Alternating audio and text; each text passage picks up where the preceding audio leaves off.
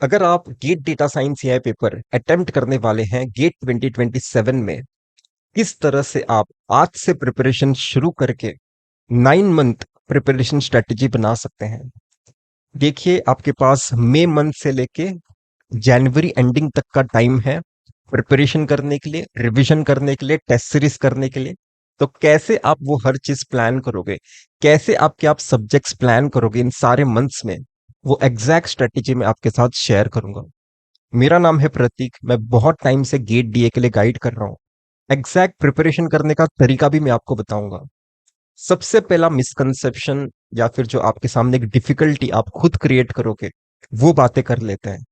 बहुत सारे स्टूडेंट समझते हैं कि मैं तो मशीन लर्निंग जानता नहीं हूँ, मैं ब्रांच कैसे कर पाऊंगा। मैं तो मैथमेटिक्स जानता नहीं हूँ, मैं कैसे इस ब्रांच का प्रिपरेशन करूंगा।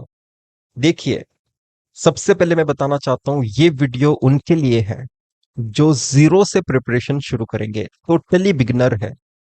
आपको यहाँ पे कोई भी सब्जेक्ट में अगर कुछ भी नहीं आता, फिर भी आप जीरो से सब्जेक्ट प्रिपेयर कर सकते हैं। कैसे करोगे उस बारे में है। आपको डेफिनेटली किसी कोर्स का हेल्प लगेगा, किसी प्लेलिस्ट का हेल्प लगेगा, पर आपको पहले से चीजें आनी चाहिए ऐसा एक्सपेक्टेशन मैं नहीं रखता। आप जहां से पढ़ रहे हो उस फैकल्टी को आना चाहिए। अगर वो फैकल्टी आपको अच्छे से डिलीवर कर पा रहे हैं उनका नॉलेज, तो आप सीख लोगे, राइट। आपको पहले से चीजें आनी चाहिए ऐसा नेसेसरी नहीं, आपके फैकल्टी को मैथमेटिक्स का डेप्थ आना चाहिए। ओके। तो मैं टोटली इस बात पे बिलीव नहीं करता कि अगर आपको मैथ्स नहीं आता तो आप गेट डीए पेपर के लिए प्रिपेयर मत करिए। कोई भी चीज बाय बर्थ नहीं आती, कोई भी चीज का इंट्यूशन विद टाइम डेवलप किया जा सकता है। मैथमेटिक्स भी एक कॉन्सेप्चुअल सब्जेक्ट है, उसमें भी अपना एक इंट्यूशन है। इनफैक्ट ये ऐसा एक पेपर है, जब आप मैथमेटिक्स कंप्लीट करोगे, मशीन लर्निंग पे जाओगे, एआई पे जाओगे, तब आप मैथमेटिक्स ही रिवाइज करते रहोगे। तो यहाँ पे मैथमेटिक्स का बहुत कम से कम रिवीजन करना पड़ेगा। क्यों? क्योंकि मशीन लर्निंग में भी वो यूज होगा, एआई सब्जेक्ट में भी वो यूज होगा। तो मैं डेफिनेटली चाहता हूँ कि इस वीडियो को आप स्टार्ट से लेके एंड तक पूरा देखें। अब हम प्रिपरेशन स्ट्रेटेजी बिगिन करते हैं, कंप्यूटर स्क्रीन पे जाते हैं। ओके। तो आप देख सकते हैं, आपके पास पहला मंथ मई है, दूसरा जून, जुलाई, अगस्त, सितंबर, अक्टूबर, नवंबर, दिसंबर। मैंने जनवरी का मंथ अलग से नहीं लिखा है, क्योंकि जनवरी के मंथ में हमारा टोटली टाइम जाएगा मॉक टेस्ट सॉल्व करने के लिए। इनफैक्ट आप मॉक टेस्ट दिसंबर से ही शुरू कर दोगे, पर आपका जनवरी का मंथ टोटली मॉक टेस्ट को डेडिकेटेड होगा। तो मैं जनवरी मंथ एक अलग से रखना चाहता हूँ। और आपके 8 मंथ्स आप कैसे यूज करोगे सब्जेक्ट्स की प्रिपरेशन करने के लिए, प्रैक्टिस करने के लिए, रिवीजन करने के लिए, सब्जेक्ट वाइज टेस्ट अटेम्प्ट करने के लिए, टॉपिक वाइज टेस्ट अटेम्प्ट करने के लिए, वो मैं आपके साथ शेयर करूंगा। सबसे पहला सब्जेक्ट आपका लीनियर अलजेब्रा होना चाहिए। अगर आप कोई दूसरा सब्जेक्ट चूज कर रहे हो तो अच्छा डिसीजन नहीं होगा, क्योंकि लीनियर अलजेब्रा एक बहुत ही फंडामेंटल सब्जेक्ट है। आपको ज्योमेट्रिक इंटरप्रिटेशन देगा बहुत सारे सब्जेक्ट्स में। जैसे अगर आप प्रोबेबिलिटी स्टेटिस्टिक्स में डिग्री ऑफ फ्रीडम विजुअलाइज करना चाहता हूं कि डिग्री ऑफ फ्रीडम का एक्चुअली विजुअलाइजेशन क्या है, तो आप लीनियर अलजेब्रा के हेल्प से कर सकते हैं। इनफैक्ट पूरा मशीन लर्निंग सब्जेक्ट समझने का तरीका आपको लीनियर अलजेब्रा देता है। ओके। तो लीनियर अलजेब्रा सब्जेक्ट आपका सबसे पहला सब्जेक्ट होना चाहिए। मई का मंथ लीनियर अलजेब्रा के सब्जेक्ट्स के लेक्चर्स देखने में जाएगा, उसके प्रैक्टिस क्वेश्चन सॉल्व करने में जाएगा, उसके लिए अच्छे से शॉर्ट नोट्स बनाने में जाएगा, और उसका एक टॉपिक वाइज टेस्ट। एक्चुअली हर कोचिंग में 2 टॉपिक वाइज टेस्ट होते हैं, वो आप दोनों के दोनों अटेम्प्ट कर सकते हैं मई के मंथ में। ओके। आपको टॉपिक वाइज टेस्ट अटेम्प्ट करके खत्म करना है। इनफैक्ट हमारा भी टेस्ट सीरीज होता है, उसके बारे में लास्ट में बात करता हूँ। पर आप समझ पा रहे हो, मई मंथ में आपको क्या करना है, लीनियर अलजेब्रा खत्म करना है प्रैक्टिस क्वेश्चंस के साथ जो कोर्स में होके, शॉर्ट नोट्स बना के खत्म करना है, और इवन 2 टॉपिक वाइज टेस्ट देकर भी खत्म करना है। लीनियर अलजेब्रा में क्या इंपॉर्टेंट टॉपिक्स है वो मैं आपको बताऊंगा, थोड़ी देर में बताऊंगा। सबसे पहले मशीन लर्निंग तक पहुंचते हैं, फिर उस पर बातें करते हैं। फिर आपका जून मंथ आप कंप्लीटली प्रोबेबिलिटी पढ़ने में डालोगे, स्टेटिस्टिक्स पढ़ने में डालोगे। लेक्चर्स देखते देखते बीच में प्रैक्टिस क्वेश्चंस आ सकते हैं, उसे सॉल्व करिए, शॉर्ट नोट्स बनाइए, और दोनों टॉपिक वाइज टेस्ट जो प्रोबेबिलिटी के होंगे वो भी खत्म करिए जून के मंथ में। फिर जुलाई के मंथ में, क्योंकि मई में लीनियर अलजेब्रा पढ़ा था, प्रोबेबिलिटी भी एक तरह से टफ सब्जेक्ट है, तो रिवाइज करिए आपके शॉर्ट नोट्स लीनियर अलजेब्रा के एंड प्रोबेबिलिटी के। फिर बाकी का टाइम जो जुलाई का बचेगा, वो आप कैलकुलस की प्रिपरेशन में डाल सकते हैं, लेक्चर्स देखने में, प्रैक्टिस क्वेश्चन सॉल्व करने में, शॉर्ट नोट्स लिखने में। और आप टॉपिक वाइज टेस्ट भी दीजिए, कैलकुलस के भी टॉपिक वाइज टेस्ट 1 भी एंड टॉपिक वाइज टेस्ट 2 भी। फिर आप जब अगस्त में पहुंचोगे, तब आपको वापस से आपका मैथमेटिक्स रिवाइज करने की जरूरत नहीं है, क्योंकि मशीन लर्निंग पढ़ते वक्त आप जितने भी लेक्चर्स कॉन्सेप्ट पढ़ने वाले हो, आपके यही 3 सब्जेक्ट्स आपको वहां पे मैक्सिमम यूटिलाइज होते हुए दिखेंगे। ओके, तो ऑटोमेटिक रिवीजन हो रहा है। अब मशीन लर्निंग सब्जेक्ट प्रिपेयर करने के टाइम ऑटोमेटिक इन तीनों सब्जेक्ट्स का रिवीजन हो रहा है। ठीक है, कौन से टॉपिक्स पे भी ध्यान देना है वो मैं आपसे शेयर करता हूं। सबसे पहले समझिए, अगस्त महीने में मशीन लर्निंग का प्रैक्टिस क्वेश्चन शॉर्ट नोट्स भी बना के खत्म करना है। इनफैक्ट 2 टॉपिक वाइज टेस्ट जो हो गए मशीन लर्निंग के, वो भी खत्म करने हैं। ओके, अब मैं आता हूं सिलेबस में। लीनियर अलजेब्रा में वेक्टर स्पेस, सब स्पेस, एक सेट में के वेक्टर्स लीनियरली डिपेंडेंट है क्या, इंडिपेंडेंट है क्या, ये पहचानने की समझ होनी चाहिए। सब स्पेस क्या होता है, वेक्टर स्पेस क्या होता है, बेसिस क्या होता है, डायमेंशन क्या होता है, इसकी अपनी अच्छी समझ होनी चाहिए। क्यों? इनफैक्ट अगर मैं आपको बताऊं, इसका स्ट्रेट फॉरवर्ड बहुत ही आसान एक्सप्लेनेशन मैं आपको दे सकता हूं। प्रिंसिपल कंपोनेंट एनालिसिस अगर आप समझना चाहते हैं, प्रिंसिपल कंपोनेंट एनालिसिस बहुत सारे स्टूडेंट्स को डिफिकल्ट जाता है, जो ये टॉपिक्स की समझ नहीं रखते हैं। जो ये टॉपिक्स की समझ रखते हैं उनके लिए बहुत आसान जाता है। उन्हें लगता है कि अच्छा, हम सिर्फ चेंज ऑफ बेसिस ही तो कर रहे हैं, हमारा डेटा जिस डायरेक्शन में वैरी करता है, जहां पे जिस डायरेक्शन में मैक्सिमम वेरिएंस है, उस डायरेक्शन के हिसाब से हम अपना बेसिस चूज कर रहे हैं। तो बहुत आसान हो जाता है जब आप लीनियर अलजेब्रा के ये टॉपिक्स में एक अच्छा डेप्थ रखते हो। प्रोजेक्शन मैट्रिक्स आपको मल्टीपल जगह मशीन लर्निंग में यूज होते हुए दिखाई देगा, ऑर्थोगोनल मैट्रिक्स भी यूज होते हुए दिखाई देगा। इवन यहाँ पे डायगनलाइजेशन लिखा नहीं है, पर डायगनलाइजेशन भी आपको आना चाहिए। ठीक है, क्वाड्रेटिक फॉर्म पीसीए में वापस से यूज होगा। क्वाड्रेटिक फॉर्म का अपना यूज है, गेट एग्जाम भी उस पे हमेशा क्वेश्चन पूछते हैं, तो क्वाड्रेटिक फॉर्म पे आप अच्छा अंडरस्टैंडिंग रखिए। Systems of linear equation solve करने तो आना ही चाहिए। ठीक है, बाद में वापस से अगर मैं बताऊं, rank, determinant, nullity, rank nullity theorem, इसका अच्छा अंडरस्टैंडिंग जरूरी है। ओके, इनफैक्ट सिमेट्रिकल मैट्रिक्स यहाँ पे अलग से लिखा नहीं है, पर सिमेट्रिकल मैट्रिक्स आप मल्टीपल टाइम्स, आपका जो कोवेरिएंस मैट्रिक्स है जो मशीन लर्निंग में, वो एक सिमेट्रिकल मैट्रिक्स होता है। तो पॉजिटिव सेमी डेफिनाइट मैट्रिक्स, ठीक है, पॉजिटिव डेफिनाइट मैट्रिक्स, ये सारी समझ होनी चाहिए। इनफैक्ट अगर मैं बताऊं, ए ट्रांसपोज, ऐसे मैट्रिक्स की भी अच्छी समझ होना जरूरी है। फिर आपके प्रोबेबिलिटी में ये भी बहुत हैवीली यूज होगा। ठीक है, आपका इंडिपेंडेंट इवेंट्स क्या होते हैं, म्यूचुअली एक्सक्लूसिव इवेंट्स क्या होते हैं, ठीक है, डिसजॉइंट इवेंट्स मतलब क्या होते हैं, मार्जिनल प्रोबेबिलिटी कैसे कैलकुलेट करते हो, कंडीशनल प्रोबेबिलिटी कैसे कैलकुलेट करते हो, जॉइंट प्रोबेबिलिटी कैसे कैलकुलेट करते हो।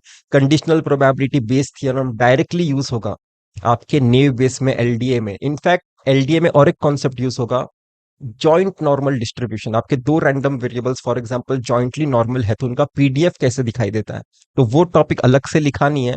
पर अगर नॉर्मल डिस्ट्रीब्यूशन लिखा है, तो हमें जॉइंटली नॉर्मल दो रैंडम वेरिएबल्स या फिर मल्टीपल रैंडम वेरिएबल्स कैसे बिहेव कर सकते हैं, वो हमें अंडरस्टैंडिंग जरूरी है। एलडीए में यूज होने वाला है, इसलिए बता रहा हूं।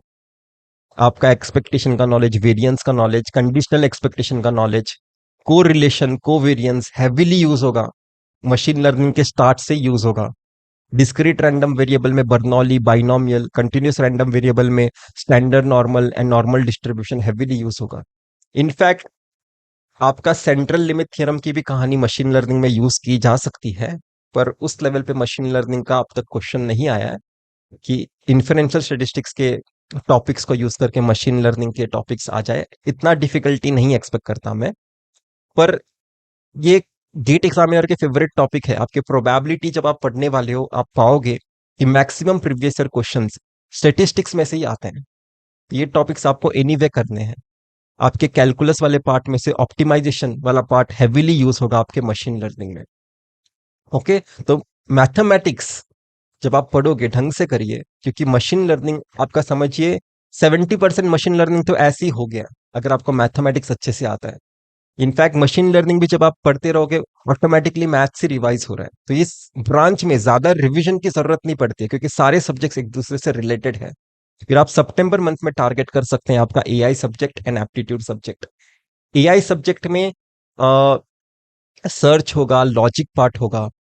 ओके, ये कंप्यूटर साइंस के स्टूडेंट्स के लिए थोड़ा ज्यादा आसान जा सकता है। वैसे सर्च समझना इतना डिफिकल्ट नहीं है, किसी भी ब्रांच का स्टूडेंट समझ सकता है। मैंने ही सर्च पढ़ाया, राइट? ठीक है, एआई सब्जेक्ट में आपके जॉइंट डिस्ट्रीब्यूशन का नॉलेज, राइट, आपके प्रोबेबिलिटी में से यूज होने वाला है। तो एआई सब्जेक्ट भी आपके लिए काफी आसान है, इनफैक्ट काफी स्कोरिंग सब्जेक्ट है। सबसे छोटा सब्जेक्ट और सबसे स्कोरिंग सब्जेक्ट अगर मैं आपको बताऊं तो वो एआई सब्जेक्ट है। एप्टीट्यूड सब्जेक्ट भी अनदर स्कोरिंग सब्जेक्ट है। या ये दोनों सब्जेक्ट्स आप सितंबर मंथ में कवर कर सकते हैं। और आप topic wise test 1 and topic wise test 2 देके खत्म करिए एआई सब्जेक्ट के लिए। फिर आप अक्टूबर मंथ में टारगेट कर सकते हैं सब्जेक्ट वाइज टेस्ट देना। अक्टूबर मंथ में क्या करना है? सब्जेक्ट वाइज टेस्ट देना है। अभी तक मैंने सिर्फ टॉपिक वाइज टेस्ट बताया था, ये सारे जो टॉपिक वाइज टेस्ट है। अब मैं बता रहा हूं सब्जेक्ट वाइज टेस्ट लिखिए, मैथमेटिक्स का एंड मशीन लर्निंग का। हर सब्जेक्ट के लिए 2 सब्जेक्ट वाइज टेस्ट मिलते हैं।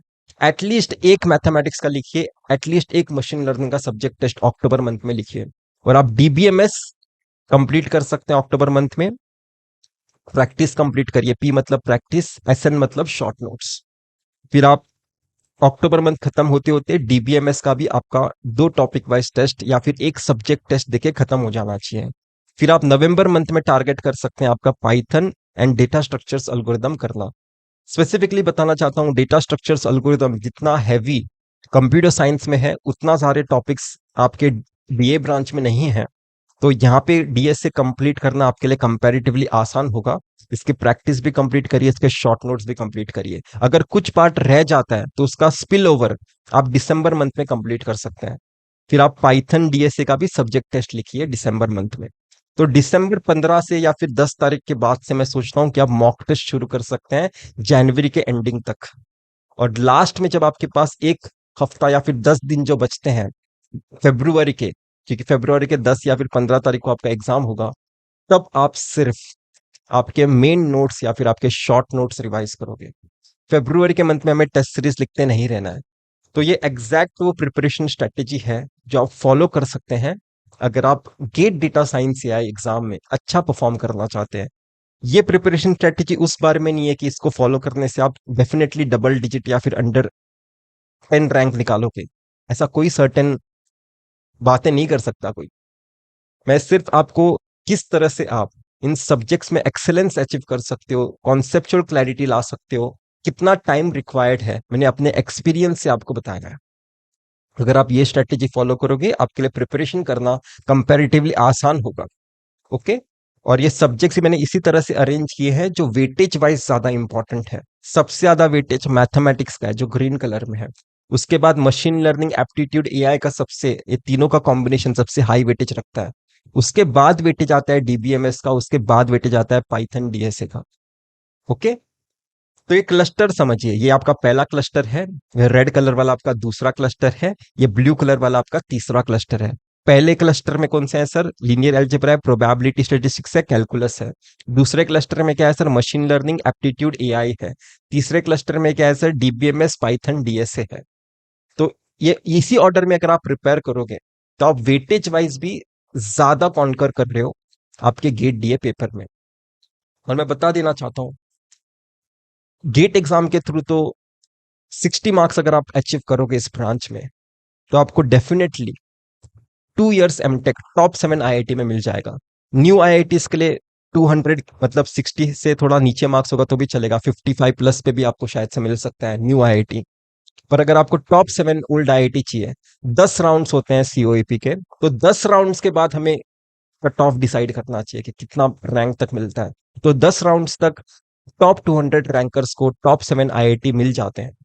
ओके, तो अगर आप प्रिपेयर कर रहे हो, आप डेफिनेटली प्रिपेयर करिए। इस ब्रांच में मैक्सिमम जो टॉपर्स होते हैं वो इवन ऐसे लोग होते हैं जो एमटेक में पार्टिसिपेट भी नहीं करेंगे, क्योंकि ये ब्रांच काफी फैसिनेटिंग है। बहुत सारे एक्सपर्ट्स भी इस ब्रांच को अटेम्प्ट करते हैं। इसलिए टॉप 200 रैंक तक टॉप 7 आईआईटी मिल जाता है 10 राउंड्स में। ठीक है, 10 राउंड्स होते हैं सीओईपी के। और बाकी अगर आप 3 साल के मास्टर्स प्रोग्राम की बात करूं, जो एमटेक मास्टर्स एमएस होता है, ठीक है, एमएस में आपको रिटन टेस्ट इंटरव्यू क्रैक करना पड़ता है। उसके लिए तो कॉल आपको 47 मार्क्स 50 मार्क्स तक भी आ जाता है, क्योंकि आया है। 47 मार्क्स तक भी एमएस का कॉल आया है, मद्रास से आया है, आईआईटी बॉम्बे से आया है, आईआईएससी बैंगलोर से आया, इसी साल के स्टूडेंट्स के हिसाब से बता रहा हूँ। 47 मार्क्स तक 3 साल मास्टर्स प्रोग्राम के लिए कॉल आ जाता है। अभी वो रिटन टेस्ट में कितना अच्छा परफॉर्म करेगा, उस बेसिस पे उसका सिलेक्शन होगा। ओके। बाकी अगर आप गलती से डिस्क्वालीफाई हो जाते हो तो आपके लिए गुड न्यूज है, सबसे ज्यादा सेल्फ स्पॉन्सर्ड जो सीट्स होते हैं वो एआई के निकलते हैं। जैसे आईआईटी पटना में 0 सीट्स हैं बाकी ब्रांचेस से, पर 40 सीट्स हैं सिर्फ एआई के लिए। मतलब विदाउट गेट एग्जाम भी वो रिक्रूट कर रहे हैं, गेट एग्जाम के थ्रू भी दे रहे हैं एडमिशन, विदाउट गेट एग्जाम भी एडमिशन दे रहे हैं 40 बच्चों को। वैसे एनआईटी कैलिकट में भी 20 स्टूडेंट्स को दे रहे हैं, वैसे आईआईटी हैदराबाद में भी 14 तक स्टूडेंट्स को दे देते हैं, आईआईटी जोधपुर में भी सिलेक्शन है, ट्रिपल आईटी दिल्ली में भी सिलेक्शन है। तो मल्टीपल जगह आपको चांस मिलेगा, एनआईटी वरंगल में भी सिलेक्शंस हैं। सेल्फ स्पॉन्सर्ड मतलब विदाउट गेट एग्जाम भी, गेट एग्जाम का ही सिलेबस होगा, तो आप गेट एग्जाम की प्रिपरेशन करिए। अगर बाई चांस अगर गेट का पेपर खराब हो जाता है तो सेल्फ स्पॉन्सर्ड एग्जाम्स भी आप अटेम्प्ट कर पाओगे अगले साल। ओके। तो सबसे बेस्ट ब्रांच है क्योंकि दुनिया ही इस तरफ जा रहा है। अगर आप इन सब्जेक्ट्स को प्रिपेयर करोगे, इनफैक्ट आप ऑफ कैंपस इंटरव्यूज भी ट्राई कर सकते हो, फ्रेशर्स लेवल के जॉब आपको मिल सकते हैं। बस आपको जब मशीन लर्निंग आप प्रिपेयर करोगे गेट एग्जाम के बाद, उसे आप इम्प्लीमेंट करिए उन सारे अल्गोरिदम्स को, और थोड़ा बहुत लेटेस्ट जो अल्गोरिदम्स है, मशीन लर्निंग के टेक्निक्स हैं, उन्हें भी थोड़ा सीख के चाहिए इम्प्लीमेंट करके। आप आसानी से इंटरव्यू क्रैक कर लोगे, क्योंकि इंटरव्यू में जो चीजें पूछेंगे ये 4 चीजों में से ही क्वेश्चन आएंगे, और वो आप आसानी से डील कर लोगे अगर आप gate data science AI paper अच्छे से प्रिपेयर करते हैं तो। ओके। तो इतना ही था मेरे तरफ से वीडियो। अगर आप हमारा टेस्ट सीरीज अटेम्प्ट करना चाहते हैं, सिर्फ 2000 रुपीज फीस है।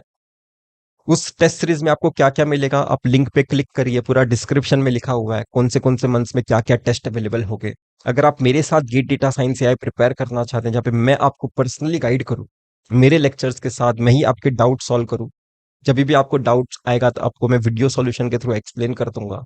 अगर आप उस तरह का प्रिपरेशन चाहते हैं, आप मुझे मैसेज करिए, आप मेरे साथ गेट डीए का प्रिपरेशन कर सकते हैं। जो आज से प्रिपरेशन शुरू करेगा उसके लिए फीस सिर्फ 9000 होगी गेट डीए के प्रिपरेशन के लिए। आपको गेट एग्जाम के लिए भी गाइड करूंगा, पोस्ट गेट के लिए भी गाइड करूंगा, अगर आपको सेल्फ स्पॉन्सर्ड एग्जाम्स क्रैक करने पड़े तो। ओके। तो इतना ही था इस वीडियो में, हम फिर मिलेंगे किसी वीडियो के साथ। Till then, bye.